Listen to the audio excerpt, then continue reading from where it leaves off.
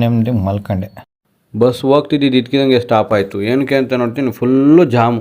ಹೆಂಗ ಸರ್ವಿಸ್ ರೋಡಲ್ಲಿ ಎಳೆದ ಆ ಟ್ರಾಫಿಕ್ ಜಾಮಿಂದ ತಪ್ಪಿಸ್ಕೊಂಡು ಬಂದ್ವಿ ಆಚೆ. ಕೊನೆಗೂ ಹತ್ತತ್ರ ಬಂದ್ವಲ್ಲ ಅನ್ನೋ ಫೀಲ್ ನನಗೆ. 7 ಗಂಟೆಗೆ ಊರಾಗಿರೋಣ ಅನ್ಕೊಂಡು 3:15 ಎದ್ದೆ. ನಾನು ನಿದ್ದೆ ಎಲ್ಲ ಕೆಡಿಸ್ಕೊಂಡು ನೋಡ್ರಿ 7:15 ಆಯಿತು ಸಿರಾಗ್ ಬರೋಕೇನೆ. ಅಣ್ಣ ಸೋಪೆಲ್ಲ ಹಾಕೊಂಡು ಮಗ ತೊಳಿತಾರೆ, ಟವಲ್ ಕೊಟ್ಟರೆ ಸ್ನಾನನೇ ಮಾಡಾರೇನೋ. ಊಟ ತಿಂಡಿ ಇದ್ದ ಹಿಡಿದು ವಾಶ್ರೂಮ್ ಗಂಟ ನಮ್ಮ ಸಿರಾಗ್ ಕಾಸ್ಟ್ಲಿನೇ. 5 ರೂಪಾಯಿ 10 ರೂಪಾಯಿಗೆ ಇನ್ಯಾಕೆ ಜಗಳ ಅಣ್ಣನ ಎಲ್ಲೆಲ್ಲ ಹೋಗುತ್ತೆ ಅಂದ್ಬಿಟ್ಟು ಕೊಟ್ಬಿಟ್ಟು ಬಂದೆ ಅತ್ಲಾಗಿ. ಬೆಂಗಳೂರಿಂದ ಬಂದಿದ್ದು ಒಂದು ಲೆಕ್ಕ ಆದರೆ ಊರಿಗೆ ಹೋಗೋದು ಇನ್ನೊಂದು ಲೆಕ್ಕ. ಗೌರ್ಮೆಂಟ್ ಬಸ್ ಸ್ಟ್ಯಾಂಡಾಗಿ ಕೇಳಿದೆ, ಇಲ್ಲಿ ಬಸ್ ಬರಲ್ಲ ಅಂದರು. ಸರಿ ಅಂದ್ಬಿಟ್ಟು ಪ್ರೈವೇಟ್ ಬಸ್ ಸ್ಟ್ಯಾಂಡ್ಗೆ ಹೋದೆ. ಊರಿಗೆ ಹೋಗಕ್ಕೆ ಅಲ್ಲೂ ಬಸ್ ಹುಡುಕ್ತೆ, ಅಲ್ಲೂ ಸಿಗಲಿಲ್ಲ. ಅಲ್ಲಿ ಇಲ್ಲಿ ಹುಡ್ಕೋಷ್ಟೊತ್ತಿಗೆ ಕೊನೆಗೂ ನಮ್ಮೂರು ಬಸ್ ಬಂತು 9:15. ಕೊನೆಗೂ ಬಸ್ ಬಂತಲ್ಲ ಅಂತ ಒಂದು ಖುಷಿ. ಸೀಟ್ ಫುಲ್ ಖಾಲಿ ಇತ್ತು. ಹೋಗಿದ್ದು ಕೂತ್ಕೊಂಡಿದ್ದಷ್ಟೇ.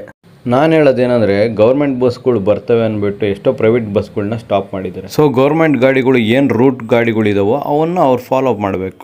ಗೌರ್ಮೆಂಟ್ ಬಸ್ಸು ಇಲ್ಲ, ಪ್ರೈವೇಟ್ ಬಸ್ಸು ಇಲ್ಲ ಅಂದರೆ ಜನಗಳು ಏನು ಮಾಡೋಕ್ಕಾಯ್ತಿದೆ. ಸೊ ನಂಗೆ ಅನ್ಸಿದ್ದು ನಾನು ಹೇಳಿದೆ, ಬೇಜಾರಿದ್ರೆ ಕ್ಷಮಿಸಿ. ಹಂಗೋ ಹಿಂಗೋ ಮಾಡಿ ಕೊನೆಗೂ ನಮ್ಮೂರು ಸೇರಿದೆ.